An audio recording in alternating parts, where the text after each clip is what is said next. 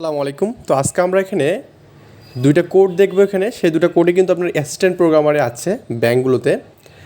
যাই হোক, আমি সিএসসি রিলেটেড যে বিষয়গুলো এটা বোঝানোর জন্য এটা করাচ্ছি, ব্যাংকের জন্য না অ্যাকচুয়ালি। আমাদের জাভা কোড আমরা বুঝবো আজকে।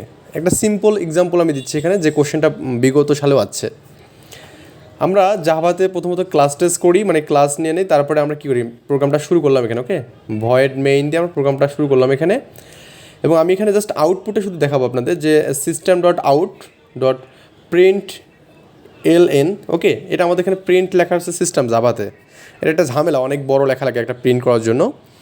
এখানে আমাদের প্রথম প্রিন্টটা বলা আছে এখানে 10+10 প্লাস কি একটা স্ট্রিং প্রিন্ট করা আছে জাভা পয়েন্ট আর কি। ওকে, আর এখানে আমাদের কি জাভা পয়েন্ট প্লাস 10+20 দেওয়া আছে এখানে। তাহলে আমাদের এর জন্য আউটপুট হবে এখানে দেখুন 30 জাভা পয়েন্ট, আর এখানে জাভা পয়েন্ট 1020 হবে এখানে আউটপুটটা। ঠিক আছে, এটা কেন হচ্ছে আমি আগে আপনার এটাকে বুঝাই দেই। দেখুন, জাভার ক্ষেত্রে আপনি এখানে যদি কখনো স্ট্রিং আগে দেন, তাহলে স্ট্রিংটা আগে আমাদের কি পরবর্তীগুলোকে জয়েন করে, কী করে জয়েন করে। আর যদি আমাদের স্ট্রিং আগে না থাকে, তো সেক্ষেত্রে আগে আমাদের ক্যালকুলেশন হবে, দেন তারপরে স্ট্রিংকে এটা জয়েন করবে এখানে। মানে ব্যাপারটা এরকম 10 আর 20 যোগ করলে কত 30 হবে না? 30-এর সাথে আমাদের এখানে জাভা পয়েন্টটা কি এখানে জয়েন্ট হবে, তো 30 জাভা পয়েন্ট। ঠিক আছে, আর আপনার এখানে কিন্তু জাভা পয়েন্ট একটা কি স্ট্রিং আছে, তাহলে স্ট্রিংয়ের সাথে প্রথমে 10কে জয়েন করবে, তাহলে কি জাভা পয়েন্ট 10, তারপরে এটা আবার স্ট্রিং, এর সাথে আবার কি আপনার এখানে বলুন তো 20কে জয়েন করবে, তারপরে কি জাভা পয়েন্ট 10-20, তার মানে 1020 হবে এখানে। ঠিক আছে, তাহলে এটা অ্যান্সার হবে কি 1020 হবে এখানে।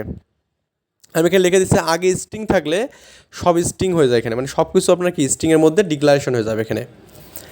এরপরে আমাদের আরেকটি এক্সাম্পল দেখুন এখানে, আমাদের এখানে সেম জাস্ট আউটপুটে দেখি আমরা এখানে সিস্টেম আউট, এই যে আমাদের আউটপুট আমি এখানে ফরম্যাট লিখছি, দেন এখানে আছে 10×20 যোগ, আমি এখানে আমার নামটা দিয়েছি এবং রিয়ন দিয়েছি, এবং আমি দিয়েছি রিয়ন যোগ 10×20 এখানে। দেখুন একটা বিষয় খেয়াল করুন যে আমাদের এখানে যোগ ছিল আর এখানে গুণ আছে। দেখুন গুণের ক্ষেত্রে কিন্তু আপনার এখানে কি আবার গুণের কাজটা আগে হবে এখানে, দেন তারপরে স্ট্রিংয়ের কাজ হয়, এটা মনে রাখতে হবে। আর যোগের ক্ষেত্রে যোগের আগে স্ট্রিংয়ের কাজ হবে এখানে।